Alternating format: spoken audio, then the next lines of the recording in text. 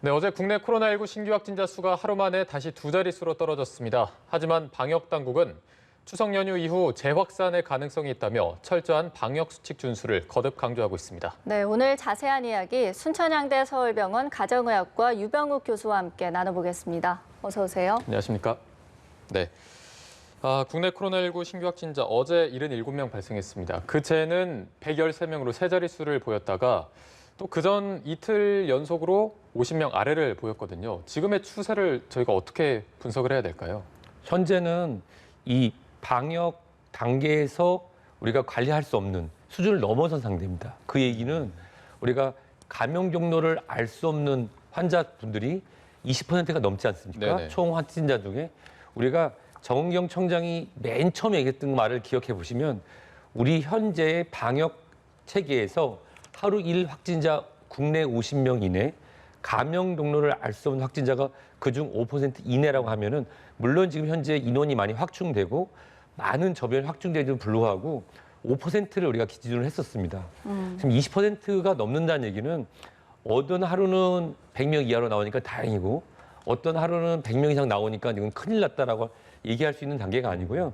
더군다나 지금은 연휴 전에는 또 바로 고향을 미리 방문하시거나 또는 긴 휴가를 가시는 분 때문에 검사 수가 줄어서 100명 이내로 떨어졌다가 또 월요일, 화요일 잠깐 또 일반적으로 근무하는 사이에 또 올라갔다가 네. 지금 내려왔기 때문에 결국은 이 방역의 성공의 뚜껑과 실질적으로 재확산의 여부는 다음 주 목요일 정도 돼야 확실히 알 수 있을 것 같고요. 추석 중에 나오는 것 중에서는 아무래도 지금 검사 건수가 약 10,000여 건 전후에서 5,000여 건으로 떨어진 상태에서 살짝 줄었기 때문에 네네. 이 줄었기 때문에 이번 추석은 안심된다라고 말씀드리긴 어려울 것 같습니다.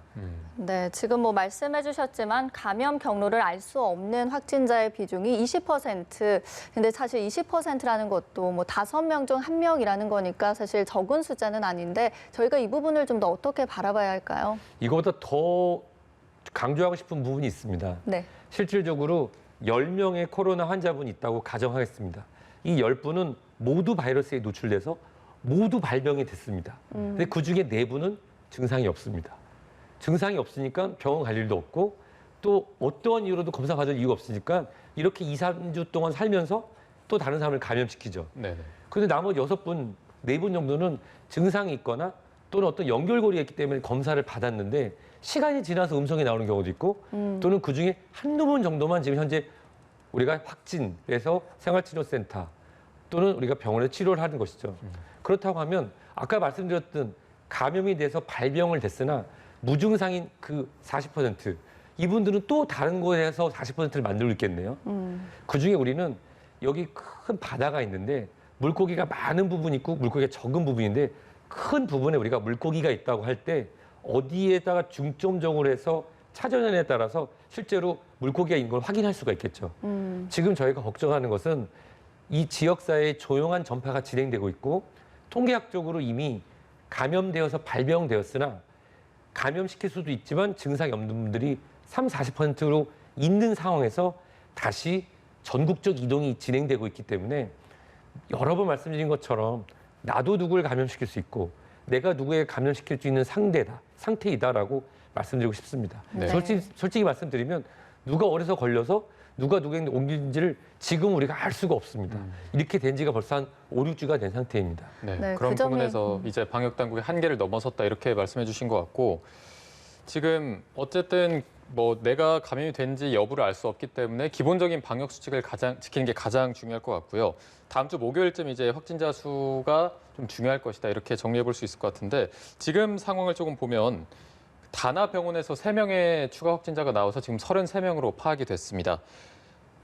환자 전부 입원 환자에서 발병이 되기도 했고 지금 계속해서 환자분들 또 방문했던 분들의 검사가 이루어지고 있거든요. 그렇다면 조금 더 늘어날 가능성도 저희가 배제할 수 없겠네요. 이럴 때 저희가 말씀드린 게 있어요. 최근의 사례를 보면은 어떠한 판매 업체에 관련해서 지하에서 밀폐됐던 곳, 다과도 진행을 했었는데 다과에 참석하지 않았고 그렇게 판매 업체에서 설명하는 내내 그 KF94를 마스크를 착용했던 그분만 감염이 안 되고 모두가 양성이 나온 사례가 있었죠. 네네. 네. 사실 제가 안타까운 것은 뭐냐면 이번에 추석 명절을 앞두고 정신건강 관련 요양병원 또는 어르신들이 계시는 주로 면역이 약하신 분들이 계시는 그런 병원에는 방문을 좀 자제하고 방문을 할 때 본인의 건강 상태를 확인하고 개인 방역을 잘 해야 된다고 두루 얘기를 했는데 실질적으로 거기 계셨던 분들은 본인의 의사를 표현하거나 또는 본인의 의사대로 움직이기 어려운 분들이 많기 때문에 외부에서 오신 분들 또는 현지에서 아주 드물지만 근무하시는 분들을 위해서 집단 발병이 가능성이 높습니다. 하지만 우리가 방문을 했을 때 개인 방역의 수치, 면회 시간을 짧게 하고 마스크 착용을 하고 접촉을 줄이고 손 씻기를 잘했다고 하면은 코로나19의 특성상 병원이라고 하는 환경이지만 우리가 대한민국을 대표하는 여러 병원에서 발생을 했지만 초기에 언론에서 큰일 난 것처럼 얘기를 했지만 지금 그 병원이 어딘지 기억도 못 하실 겁니다. 왜냐하면 이미 병원이라는 곳은 방역 수칙을 잘 지키고 있었고 동선 관리를 했는데 다만 이제 작은 규모의 요양병원이나 또 이제 명절을 앞두고 부모님이나 어르신을 찾아뵙는 경우 최근에 이제 자원봉사자는 없어졌지만 그런 경우에 개인 방역을 잘 지켰다고 하면은 그곳으로 시작되는 예전에 대구 경북 지역에서는 요양병원 발 정신건강의학 발로 많이 발생했지만 요즘에는 그런 연결고리는 없을 거라고 생각됩니다. 네. 네, 저희가 지금 얘기한 이 다나병원 가까이에 도보로 1분 정도 되는 거리에 또 노인 보호시설이 있습니다. 예마루 데이케어 센터라고 하는데 지금 이곳에서도 30명 이상의 확진자가 나왔거든요. 뭐 저희가 역학조사 결과를 좀 더 봐야 되긴 하겠지만 연관성이 있다고 볼 수 있을까요? 저는 안타깝지만 연관성이 있다고 봅니다. 예를 들어서 이 인근에 병원이 있는 경우에 병원으로 출입할 수 있는 병원 직원분들 또는 우리가 음식이라든지 또는 그곳에 우리가 여러 방문 판매하시는 의료기기 또는 우리가 간단한 음료수 이런 부분들에 대해서 사실 종합병원이나 대형병원 같은 경우는 방문 판매 또는 영업 관련으로 오시는 분들에 대해서 엄격히 제한하고 있습니다. 환자나 또는 환자분의 거동이 불편한 경우에 한해서 한 명의 보호자만 들어가고 못 들어가게 하고 있거든요.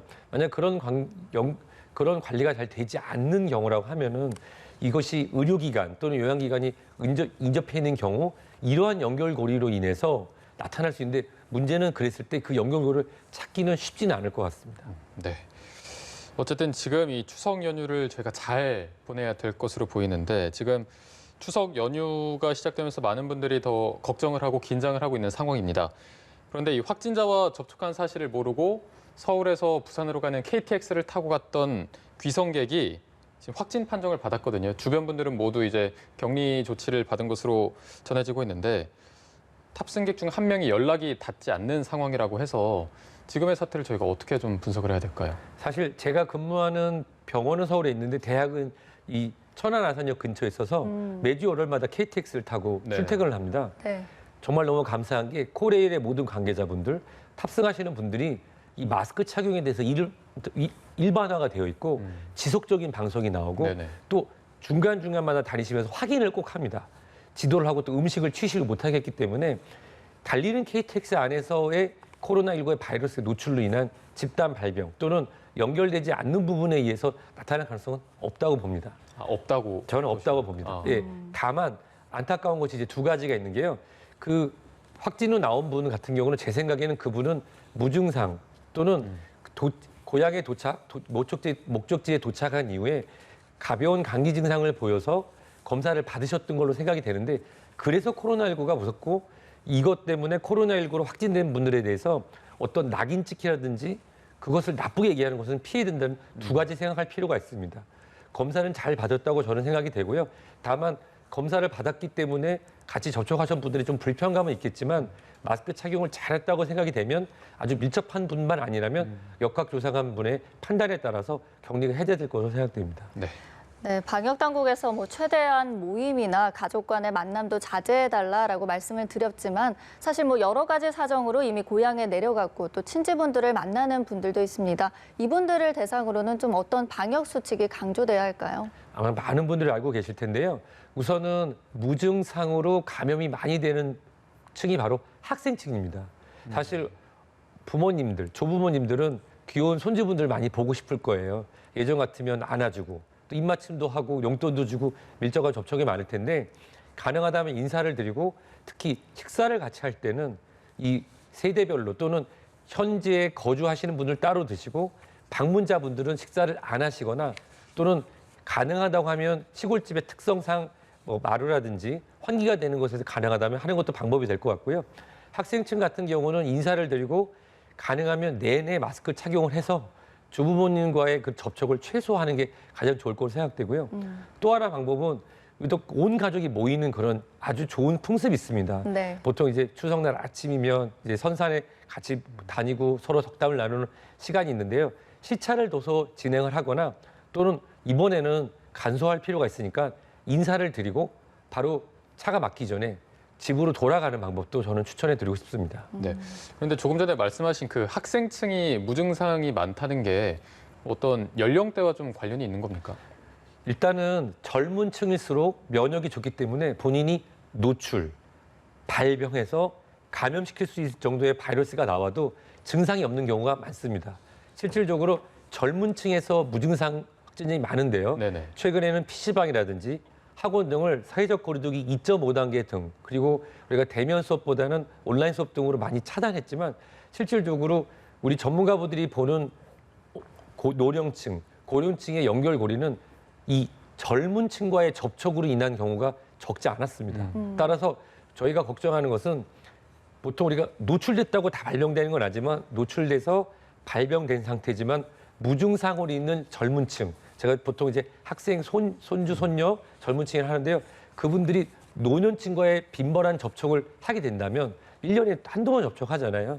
접촉을 하게 된다면 그것이 그분들에게는 가벼운 감기가 아닌 그렇죠. 예, 생활치료센터에서 2주간 격리로 끝나는 것이 아니라 중환자실도 가고 요즘에 이런 광고도 있지 않습니까? 어떤 마스크를 선택하시겠습니까? 본인이 쓰는 마스크를 쓸 건지 산소 마스크를 쓸 건지 그런 치명적인 사례는 이미 해외에서도 많이 나왔기 때문에 네. 특히 젊은 층에서 이번에 조부모님들 만나 뵈시면 마스크를 낀 채로 인사하시고 가능한 식사도 상가 또는 하지 않고 바로 귀가 대구로 돌아가셨으면 좋겠습니다. 네. 젊은 층들은 어쨌든 본인이 증상이 없더라도 방역 수칙을 특히나 더 잘 지키는 게 그렇습니다. 중요할 것으로 보입니다. 지금 또 뭐 추석 연휴 때 이렇게 비대면으로 간소화하거나 하는 부분도 있을 텐데 지금 또 많은 분들이 걱정하는 게 관광지 예약률이 굉장히 높아서 여행을 통한 전파, 감염이 우려되고 있습니다. 관광지를 갔을 때, 여행을 할 때 특히나 조심해야 되는 부분 한 번 더 짚어주시죠. 저는 이렇게 말씀드리고 싶습니다.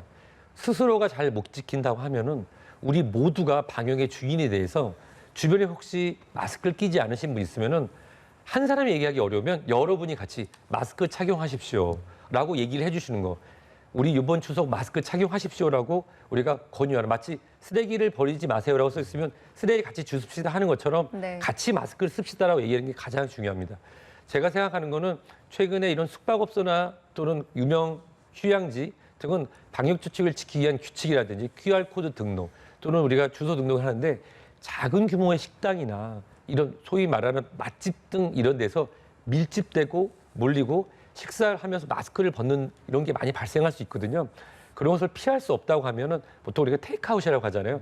맛도 즐기고 휴가도 즐기지만 차에서 드시고 그리고 대기하는 동안에도 꼭 마스크 착용하시고 사람이 밀리는 거. 보통 우리가 저기 사람이 많으니까 맛집이니까 들어가 보자가 아니라 저기 사람이 많으니까 이번 명절은 피하자라고 하는 어차피 휴가를 즐기러 가셨다고 하면은 휴가를 즐기되 이러한 한 발씩 양보하는 그런 규칙을 지키시면 좋을 것 같습니다. 네. 네, 마스크 착용이라는 중요한 부분 지적해 주셨습니다. 저희가 이번에는 또 개천절 차량 집회와 관련해서 이야기를 좀 나눠보겠습니다. 이 법원이 개천절에 차량을 이용한 소규모 집회를 조건부로 좀 허용을 했습니다. 굉장히 구체적인 내용들이 담겼는데 방역적인 부분에서는 좀 어떻게 바라보시나요? 사실 방역적인 측면으로 9대 이상의 차량이 동승자와 탑승자에 대한 모든 QR코드 그리고 연락처 등을 확인해서 진행한다고 하면은 법의 테두리 내에서 아마 그걸 판결을 내신 판사님이 법적으로 더 잘하실 거라 생각됩니다. 방역적으로도 크게 문제는 없습니다. 단 문제는 뭐냐면 그분들이 그런 집회 모임을 준비하자면 최근에 종교 관련 집회를 봐도 그 집회 관련해서의 확진자도 많았지만 집회를 준비하기 전에 합숙했던 부분에서 그렇죠. 확진자가 많았고 그리고 그 집회에서 접촉해서 걸리신 우리 그 경찰관 분도 계셨지만 그 이후에 뒤풀이라고 하는 과정에서 식사를 하시거나 차를 마시면서 이런 대면 접촉하면서 걸린 경우가 많았거든요.